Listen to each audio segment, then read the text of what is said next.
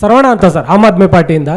So ಇಲ್ಲಿ ನಮ್ಮ ಕರ್ನಾಟಕಕ್ಕೆ ರೂಲಿಂಗ್ ಪಾರ್ಟಿಯವರು ಸಹ ಸೇಮ್ ಪೊಸಿಷನ್ಗೆ ಪ್ರೆಸಿಡೆಂಟ್ಗೆ ಕಿತ್ತಾಡ್ತಾ ಇದ್ದಾರೆ. ಅದೇ ರೀತಿ BJP ಅವರು ಸಹ ಸೇಮ್ ಪೊಸಿಷನ್ಗೆ ಕಿತ್ತಾಡ್ತಾ ಇದ್ದೀರಿ. ಸೊ ಇಬ್ಬರೂ ನೀವು ಅವ್ರ ಮೇಲೆ ಇವ್ರ ಮೇಲೆ ಹೇಳಿ ಆಲ್ರೆಡಿ 23ಇಂದ ಈಗ 25ವರೆಗೂ ಬಂದಾಯಿತು. ಸೊ ಡೆವಲಪ್ಮೆಂಟ್ ಬಗ್ಗೆ ನೀವೇನು ಕೇಳಬೇಕು ಅಂತ, ಯಾಕಂದರೆ ಲಾಸ್ಟ್ ಟೈಮ್ ನೀವು BJP ಅವರು ಇದ್ದಾಗ ಸರ್ಕಾರ ನೀವು ಕೆಲಸ ಮಾಡಿಲ್ಲ ಅನ್ನೋ ಕಾರಣಕ್ಕಾಗಿ ಕಾಂಗ್ರೆಸ್ ಅವ್ರಿಗೆ ವೋಟಿಂಗ್ ಮಾಡಿ ಈ ಸಲ ಅವ್ರಿಗೆ ತಂದಿದ್ದಾರೆ. ಸೊ ನೀವು ಆಪೋಸಿಷನಲ್ಲಿ ಕೂತ್ಕೊಂಡು ಇವ್ರು ಮಾಡ್ತಾ ಇರೋವಂಥ ಒಂದು ಭ್ರಷ್ಟಾಚಾರ ಆಗಿರ್ಬೋದು, ಪ್ರೈಸ್ ಜಾಸ್ತಿ ಆಗ್ತಾ ಇರೋದಾಗಿರ್ಬೋದು, ಹಾಲ್ ದರ ಆಗಿರ್ಬೋದು, ಬಸ್ ಫೇರ್ ಆಗಿರ್ಬೋದು, ಮೆಟ್ರೋ ಇದಾಗಿರ್ಬೋದು. ಸೊ ಇಂಥದ್ನ ನೀವು ಕೇಳಬೇಕಾಗಿರೋದನ್ನ ಬಿಟ್ಟು ನೀವು ಬರೀ ಜಗಳ ಆಡ್ತಾ ಇದ್ರಾಗ ಸೊ ಕರ್ನಾಟಕ ಜನತೆ ಏನ್ ಮಾಡ್ಬೇಕು ಅಂತ ನಿಮ್ನ ಒಂದು ಕ್ವಶನ್. ನೀವು ನಿಮ್ಮ ಒಳ ಜಗಳದಲ್ಲಿ ಒಂದು ರಚನಾತ್ಮಕ ವಿರೋಧ ಪಕ್ಷವಾಗಿ BJP ಏನು ಮಾಡಬೇಕಾಗಿತ್ತು, ಆ ಜವಾಬ್ದಾರಿ ಮರೆತು ಬಿಟ್ರಿ ನೀವು. ಐ ಥಿಂಕ್ ಆ ವಿಚಾರದಲ್ಲಿ ಶಾಸಕ ಮಿತ್ರರು ಆರೋಶಕ್ ಅವರ ನೇತೃತ್ವದಲ್ಲಿ ಭಾಳ ನಿಷ್ಠೆಯಿಂದ ಕೆಲಸ ಮಾಡಿದ್ದಾರೆ ಅಂತ ಹೇಳಿ ನಾನು ಭಾವಿಸ್ತೀನಿ. ಯಾಕಂದರೆ ಅವರು ಹೋರಾಟಗಳನ್ನು ಎಲ್ಲೂ ನಿಲ್ಲಿಸಲಿಲ್ಲ.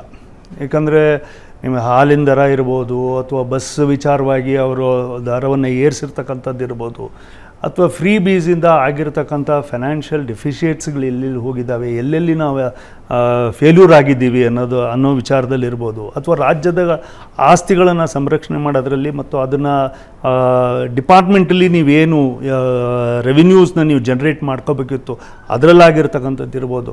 ಸಾಕಷ್ಟು ಚರ್ಚೆಗಳು ವಿಧಾನಸಭೆಯಲ್ಲಿ ಇದ್ರ ಬಗ್ಗೆ ನಡೆದಿದೆ. ಇನ್ಫ್ಯಾಕ್ಟ್ ಮೊನ್ನೆ ಬೆಳಗಾಂನ ನಡೆದಂಥ ಅಧಿವೇಶನದಲ್ಲೂ ಕೂಡ ಉತ್ತರ ಕರ್ನಾಟಕಕ್ಕೆ ಯಾವ್ಯಾವುದನ್ನು ನೀರಾವರಿ ಯೋಜನೆಗಳನ್ನು ಕಾಂಗ್ರೆಸ್ಸು ತನ್ನ ಪ್ರಣಾಳಿಕೆಯಲ್ಲಿ ಹೇಳಿದ್ಲು ಅದನ್ನೆಲ್ಲದನ್ನು ಕೂಡ ಮರ್ತಿದ್ದೀರಿ ಅಂತಕ್ಕಂಥ ವಿಚಾರನೂ ಕೂಡ ದೊಡ್ಡ ಮಟ್ಟದಲ್ಲಿ ಚರ್ಚೆ ಆಗಿರೋದನ್ನು ತಾವು ಕಂಡಿದ್ದೀರಿ.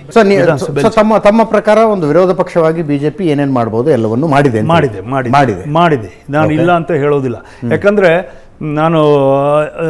ನಾವು ಕೂಡ ವಿರೋಧ ಪಕ್ಷದಿಂದನೇ ನಾನು ಕೂತ್ಕೊಂಡು ಕೆಲಸ ಮಾಡಿದ್ವಿ. ನಾವು ಕೂಡ ಇವಾಗ 30 years ಆಯಿತು ನಾವೆಲ್ಲರೂ ಕೂಡ ರಾಜಕಾರಣಕ್ಕೆ ಬಂದ್ಬಿಟ್ಟು. ನಾವೆಲ್ಲರೂ 93-94ರಿಂದ ನಾವೆಲ್ಲರೂ ಆ್ಯಕ್ಟಿವ್ ಆಗಿ ಇದ್ದಂಥವ್ರು.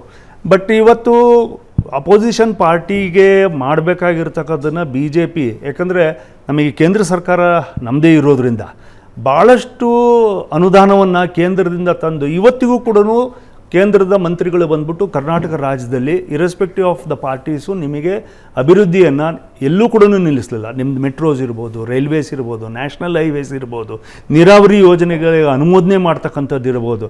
ಇವು ಟೇಕಪ್ ಲೈನಪ್ನ ಎಲ್ಲದನ್ನೂ ಕೂಡ ಅಭಿವೃದ್ಧಿ ಅನ್ನೋದು central government and state government ಎರಡೂ ಕೂಡ ಒಂದು ಫೆಡ್ರಲ್ ಸಿಸ್ಟಮ್ನಲ್ಲಿ ಇರಬೇಕಾದ್ರೆ ನಾವು ಎರಡೂ ಕೂಡ ಜೊತೆಗೆ ಹೋಗ್ತಕ್ಕಂಥ ಕೆಲಸ ಮಾಡಬೇಕಾಗತ್ತೆ.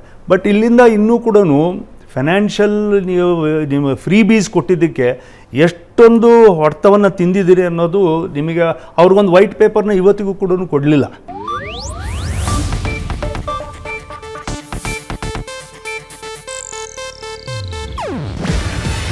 ಇದು ಏಷ್ಯಾನೆಟ್ ನ್ಯೂಸ್ ನೆಟ್ವರ್ಕ್ ಪ್ರಸ್ತುತಿ. ನೀವು ನೋಡ್ತಿದ್ದೀರಾ ಏಷ್ಯಾನೆಟ್ ಸುವರ್ಣ ನ್ಯೂಸ್.